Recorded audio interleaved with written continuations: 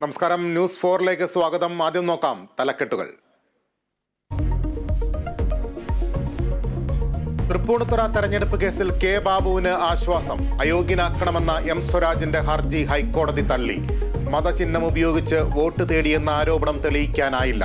സാക്ഷിമൊഴികൾ സാധൂകരിക്കുന്ന തെളിവുകൾ ഹാജരാക്കാനായില്ലെന്നും കോടതി.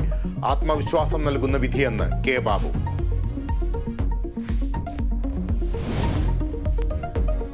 സംസ്ഥാനത്ത് വിഷു ചന്ത തുടങ്ങാൻ ഹൈക്കോടതി അനുമതി. ഉത്തരവ് കൺസ്യൂമർ ഫെഡ് നൽകിയ ഹർജിയിൽ. അനുമതി തെരഞ്ഞെടുപ്പ് പ്രചാരണത്തിന് ഉപയോഗിക്കരുതെന്ന ഉപാധിയോടെ. പാനൂർ ബോംബ് നിർമ്മാണത്തിൽ കൂടുതൽ വിവരങ്ങൾ പുറത്ത്. നിർമ്മാണ വസ്തുക്കൾ വാങ്ങിയത് ഷിജാലും ഷബിൻലാലും. ബോംബിനുള്ള സ്റ്റീൽ പാത്രങ്ങൾ വാങ്ങിയത് കല്ലിക്കണ്ടിയിൽ നിന്ന്. CPM-ന് ബോംബുണ്ടാക്കേണ്ട ആവശ്യമില്ലെന്ന് MP ഗോവിന്ദൻ.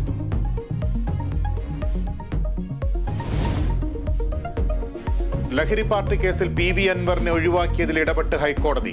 റിസോർട്ടിൽ നിന്ന് മദ്യം പിടിച്ചപ്പോൾ ഉടമയായ അൻവറിനെ ഒഴിവാക്കി കേസെടുത്തു.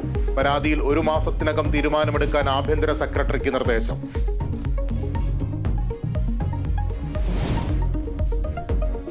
സംസ്ഥാനത്ത് ഉഷ്ണതരംഗ മുന്നറിയിപ്പ്. 12 ജില്ലകളിൽ യെല്ലോ അലർട്ട്. പാലക്കാടും കൊല്ലത്തും ചൂട് കൂടും. വൈദ്യുതി ഉപഭോഗത്തിലും സർവകാല റെക്കോർഡ്.